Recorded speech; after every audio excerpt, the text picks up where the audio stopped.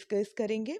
तो आज का हमारा टॉपिक है ग्रेट बैरियर रीफ, जो कि ऑस्ट्रेलिया रीजन से बिलोंग करता है। इसके बारे में हम जानेंगे और हम जानेंगे कि कोरल रीफ क्या होती है और उसके लिए आइडियल कंडीशन क्या होती है, और अब अभी उस पे जो थ्रेट्स चल रही हैं वो किस वजह से हैं, उनके कॉजेज़ क्या क्या होते हैं, और इसका लोकेशन कि एग्जैक्टली कहाँ पे लोकेटेड है वर्ल्ड लेवल पे भी।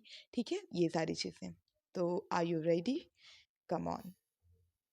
तो पहले तो ये आप देख लीजिए, एक सैटेलाइट व्यू है ग्रेट बैरियर रीफ का, जो कि आपको पता है सबसे बड़ा कोरल रीफ है वर्ल्ड का। ठीक है, सबसे ज़्यादा रिच डाइवर्सिटी वाला है। यहाँ पे बहुत सारे ऑर्गेनिज्म, बहुत ही डाइवर्स ऑर्गेनिज्म यहाँ पे पाए जाते हैं। इस तरीके से ये आप देख रहे होंगे सैटेलाइट व्यू। अब आइए हम इसका मैप में थोड़ा सा वो ये देखिए, रंग बिरंगे कितने कलरफुल फ्लावर्स कितना अट्रैक्टिव लगते हैं।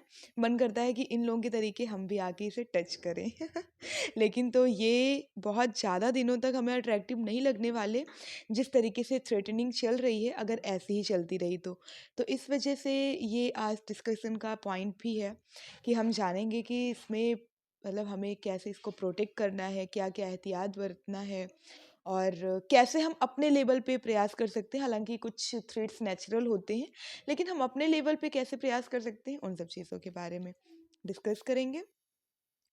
और ये है इसका जो है मैप में व्यू। ये आप देख रहे होंगे पूरा एशिया का पार्ट है। ठीक है, और यहाँ पे ये देखिए रेड रेड कलर से जो पॉइंट आउट किया गया है यहाँ पे है। बाकी ये आप देख रहे हैं, ये इतना इसका पॉइंट है, ये यहाँ से लेके यहाँ तक। ठीक है, the great Barrier reef Australia में बिल्कुल नॉर्थ ईस्ट साइड में एकदम से कोरल सी है। ये इसी की वजह से है कि ये जो ये कोरल सी देख रहे हैं आप, पैसिफिक ओशियन में बिल्कुल कोरल सी यहाँ पे ये लोकेट करता है। ये देखिए इस मैप में भी देखिए, ये इतने पॉइंट पे। ठीक है, ये कोरल सी है। कोरल सी इसी वजह से क्योंकि कोरल रीफ है जिसका नाम है ग्रेट बैरियर रीफ, इसी में ये लोकेट करता है ऑस्ट्रेलिया का नॉर्थ ईस्टर्न इतना सा पार्ट। ठीक है, अब हम जानेंगे कि ये न्यूज़ में क्यों था। पहले तो मॉरिसन गवर्नमेंट, जो कि ऑस्ट्रेलिया मतलब ऑस्ट्रेलिया गवर्नमेंट जो है, उसने $1 बिलियन जो है कुछ ऐसी मनी अनाउंस की है कि वो इसके प्रोटेक्शन के लिए नेक्स्ट डिकेड के लिए उन्होंने अनाउंस की है कि ये इस पे इतना खर्चेंगे। ठीक है, और ऐसा क्यों है? क्योंकि Great Barrier Reef on verge of another mass bleaching after highest temperature on record. The bleaching rate is very high since last decade. पिछले एक दशक से बहुत ज़्यादा तेज़ी से ब्लीचिंग हो रही है, थ्रेटनिंग हो रही है, और इसकी वजह अभी हम आगे डिस्कस करेंगे। तो इतनी भारी मात्रा में इसकी थ्रेटनिंग की वजह से इसके प्रोटेक्शन को ध्यान में रखते हुए उन्होंने ऐसा मतलब प्लेस लिया है कि वो $1 बिलियन जितना मनी यहाँ पे खर्चेंगे। ठीक है, recently the UNESCO World Heritage Committee has recommended that the Australia's GBR यानी Great Barrier Reef should be added to the list of in danger world. तो इंडेंजर वर्ड वैसे तो कोई ऑफिशियल लिस्ट नहीं होती है, इसका सिर्फ इतना मतलब होता है कि अगर ये इंडेंजर में रख दिया गया है तो इसको विशेष तौर पे लुक आफ्टर करने की ज़रूरत है, ताकि भविष्य में बिल्कुल ही कोलैप्स ना हो जाए, बिल्कुल क्रिटिकली डेंजर कैटेगरी में ना आ जाए या इंडेंजर्ड ना हो जाए, इसलिए। ठीक है, यूनेस्को आप जान ही रहे हैं, जो हमारे कई तरीके की जो यूनिक विरासत होती हैं, ठीक है, हेरिटेज होते हैं, और बहुत सारे मतलब जितनी भी संस्कृति है, इसका मतलब ही वही होता है उनको संभाल के रखना, संस्कृति को संभाल के रखना, जितने भी यूनिक चीज़ें हैं, जितने भी थ्रेटनिंग हो रही है, उन सब चीज़ों को प्रोटेक्शन देना, संभाल के रखना, उनके बारे में स्टडी करना। Like cause of coral bleach पहले हम ये जानेंगे, इसके बाद हम जानेंगे कि कोरल रीफ क्या होता है। पहले हम ये जानेंगे कि कोरल ब्लीचिंग के कारण क्या क्या है। तो सबसे पहले है rise in temperature. Rise in temperature का मतलब ये है कि ये जनरली जो है ये 64 फ़ारेनहाइट यानी कुछ 18 डिग्री सेल्सियस तक, या फिर अगर इससे ज़्यादा भी अगर हम बात करें तो 73 ऐसे 84 फ़ारेनहाइट यानी 23 डिग्री सेल्सियस तक टू 29 डिग्री सेल्सियस तक ये तापमान को सहन कर सकते हैं। उसमें इनकी नेचुरल थ्रीटनिंग, नेचुरल ब्लीचिंग होती है और टाइम के साथ वो फिर भर जाती है, ठीक है। लेकिन इसके कुछ होते हैं जो 104 डिग्री जितना भी फ़ारेनहाइट जितना भी सह लेते हैं, लेकिन वो बहुत शॉर्ट पीरियड के लिए होता है।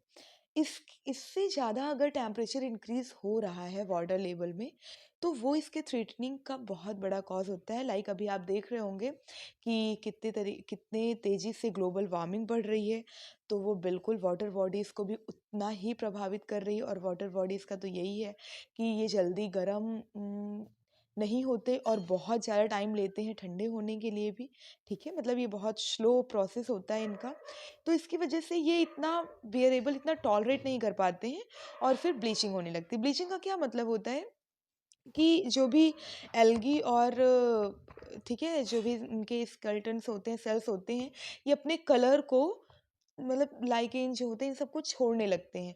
तो फिर ये एकदम से ये सिल्वर कलर में, वाइट कलर में एकदम स्केलेटन ही बचता है इनका, ठीक है, जीवाश्म ही बचता है। तो इस पे जितने जीव आश्रित होते हैं फिर उनकी थ्रेटनिंग स्टार्ट हो जाती है, और फिर उन पे जो जीव आश्रित होते हैं उनकी थ्रेटनिंग स्टार्ट हो जाती है। तो इस तरीके से ग्लोबल वार्मिंग जो बढ़ रही है वो कहीं ना कहीं राइज इन सी टेम्परेचर हो रहा है उसकी वजह से, और ये एक बहुत बड़ा कारण है कोरल ब्लीचिंग के लिए, ठीक है। इसके बाद है ओशियन एसिडिफिकेशन। तो ओशियन एसिडिफिकेशन किस तरीके से नुकसान पहुंचाता है, लाइक इनको अपने सेल को बनाने के लिए कैल्शियम कार्बोनेट की ज़रूरत होती है, और जब बहुत ज़्यादा एसिडिफिकेशन हो जाता है तो इसकी आपूर्ति नहीं हो पाती है, फिर इनकी थ्रेटनिंग स्टार्ट हो जाती है, ठीक है। सोलर रेडिएशन एंड अल्ट्रावायलेट तो आपको समझ आ ही रहा होगा। अल्ट्रावायलेट रेडिएशन वो सभी चीज़ों को बराबर ही नुकसान पहुंचाते हैं, जो भी उनकी अल्फ़ा बीटा गामा रेसेस होती हैं वो किस किस तरीके से नुकसान करती हैं, ठीक है। इन्फेक्शियस डिसीजेस जो होती हैं कई तरीके की, जो वहाँ पे जो ऑर्गेनिज्म उन पे डिपेंडेंट है, अगर उनमें कोई डिसीजेस फैल रही हैं तो सेम तरीके से ये इसको भी प्रभावित करती ही हैं। केमिकल पॉल्यूशन, लाइक आप देखते होंगे कि ऑयल, पेट्रोलियम, इन सब की या गैसेस जो होती हैं नेचुरल, उनकी स्प्लिटिंग होने लगती है, तो वो बहुत, अगर ओशियन में हो गया तो उनका रुकना भी बहुत मुश्किल होता है एक टाइम पे। और अभी ये जो नदी नालों से बह के कितने सारे इंडस्ट्रियल और केमिकल चीज़ें जा रही हैं, वहाँ पे मिक्स हो रही हैं, तो वो भी इनकी थ्रेटनिंग के लिए उतनी ही जिम्मेदार हैं, ठीक है।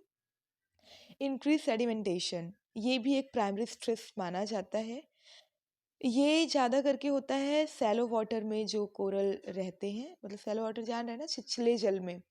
तो वहाँ पे सेडिमेंटेशन की वजह से उनको बहुत सारी प्रॉब्लम होती है, लाइक गाद जैसा जम जाता है, तो फिर न्यूट्रिएंट सप्लाई नहीं हो पाते बहुत अच्छे से, तो वो भी एक वजह, बहुत बड़ी वजह इवन मानी जाती है इनके थ्रेटनिंग के लिए।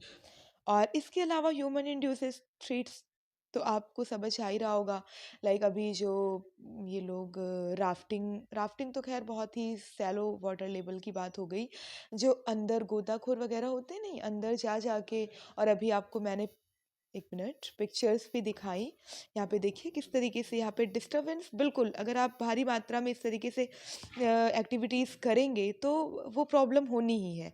तो इसकी वजह से, क्योंकि ये बहुत सेंसिटिव होते हैं, इतने डीप वाटर में रहते हैं, इन सब चीज़ों की उनको इनकी आदत नहीं होती है, और इस तरीके से अगर ह्यूमन इंडिसेस अगर बढ़ते रहते हैं तो इनको डेफिनेटली प्रॉब्लम होती है, ठीक है। इसके अलावा अब हम जानेंगे what is coral reef actually पूरी राम कथा के पीछे। तो the coral provides the zooxanthellae with the compounds necessary of photosynthesis, ठीक है। तो ये होते हैं एक्चुअली एक एल्गी और उनका समूह होता है जो आपस में किस तरीके से होते हैं, एक दूसरे की सहक्रिया से, मतलब कि एक दूसरे को पोषण पहुंचाने के संदर्भ में वो एक दूसरे से जॉइंट प्रोसीजर में होते हैं, और फिर धीरे धीरे सेल का निर्माण होता है उनके ऊपर, और भी जीव आश्रित होते हैं, छोटे छोटे बहुत ही माइन्यूट, बहुत ही मैक्रो माइक्रो जो स्पीसीज होते हैं, ठीक है। इस तरीके से बेसिकली ये एल्गी और लाइकेन का ही वो होता है, एक सहक्रिया के थ्रू निर्मित हुआ एक जो है नेचुरल प्रोसेस के थ्रू होता है, ठीक है। और ये 2 टाइप के होते हैं, एक तो सैलो वाटर में पाया जाता है जिनको इनकलकेट होने के लिए सनराइज़ की ज़रूरत होती है और उन्हीं को रेडिएशंस बहुत ज़्यादा प्रभावित भी करते हैं। और दूसरा होता है soft coral and deep water coral, जो कि ये बिल्कुल सॉफ्ट होते हैं क्योंकि ये इतने अंदर पाए जाते हैं कि गोताखोर भी बहुत कम वहाँ पे पहुँच पाते हैं। इनको सनराइज़ की भी ज़रूरत नहीं होती, ये अपने न्यूट्रिएंट्स को अपने आसपास के जीवों से मतलब फुलफिलमेंट कर लेते हैं जनरली। और जो कोरल रीफ होती है ये रेन फॉरेस्ट ऑफ द सी कही जाती है, ठीक है। क्यों ऐसा होता है? क्योंकि ये बहुत ही वास्ट लेवल पे जो ऑर्गेनिज्म होते हैं उनको ये आश्रय प्रदान करती है, उनके रहने के लिए उनकी रहने की व्यवस्था करती है, उनके न्यूट्रिएंट सप्लीमेंट की व्यवस्था करती है। तो एक तरीके से पोषक जो है पोषक तत्व उनको प्रोवाइड करती है, एक तरीके से किचन होती है उन लोगों के लिए। तो अगर यही थ्रीट हो जाएगा हमारे घर में, क्या होगा अगर किचन ही थ्रीट हो जाएगा तो फिर हम कितने दिन तक सर्वाइव कर पाएंगे। तो ओवरऑल पूरा जो है इकोसिस्टम डिस्टर्ब होने लगता है, ठीक है। तो इसलिए इतने छोटे लेवल पे जो है इसका ध्यान में रखना, इसका प्रोटेक्शन इतना ज़्यादा ज़रूरी है, राइट। इसके अलावा why most of coral reef located around tropical region, because here the water is warmer and provide the ideal condition to inculcate and the stability to their lives, ठीक है। तो मतलब यहाँ पे ये कहा जा रहा है कि बहुत सारे या सबसे ज़्यादा मात्रा में ऐसा देखा गया है कि जो इक्वेटोरियल पॉइंट होता है, लाइक यहाँ यहाँ से ही तो गया है, तो उसी के आसपास ही कोरल रीफ इनकलकेट क्यों होते हैं, डेवलप क्यों होते हैं। तो यही कहा जा रहा है कि जितना टेम्परेचर इन्हें चाहिए, एक आइडियल टेम्परेचर, आइडियल फिनोमिना इनको यहाँ पे अवेलेबल होता है, जिसमें ये बहुत अच्छे से अपने लाइफ को आगे इनकलकेट कर सकते हैं, ठीक है। ये वजह है, ये एक बार यूपीएससी में क्वेश्चन पूछा भी जा चुका है, तो ये आप ध्यान में रखिएगा। इसके बाद कुछ और फैक्ट हैं जो हमें जानना चाहिए प्रे के पर्पस से, like 70% of earth coral reef are threatened. ये बहुत बड़ी संख्या होती है गाइस, मतलब 100 में से 70% कोरल रीफ की अगर ये हालत है कि वो थ्रेटेंड के कगार पे पहुंच गई हैं, तो उनमें से भी 20% तो इस तरीके से डिस्ट्रॉय हो रही हैं कि उनके रिकवरी का अगेन कोई होप नहीं है, ठीक है। मतलब पूरी तरीके से डिस्ट्रॉय हो चुकी हैं अभी वो। 24% are under imminent risk due to collapse, ठीक है। इसके अलावा 26% जो है वो बहुत ही लंबे समय से थ्रेट फेस कर रहे हैं और वहाँ पे भी उनको दिक्कत है। तो इस तरीके से एक हमने कह सकते हैं कि एक्सप्लेन वे में कोरल रीफ पे डिस्कशन किया, और आई होप आपको बिल्कुल कुछ ना कुछ चीज़ें समझ आई होंगी। और इसके एडिशन में भी अगर आपको कुछ लगता है तो please to comment and please like share and subscribe. Have a good day, thank you.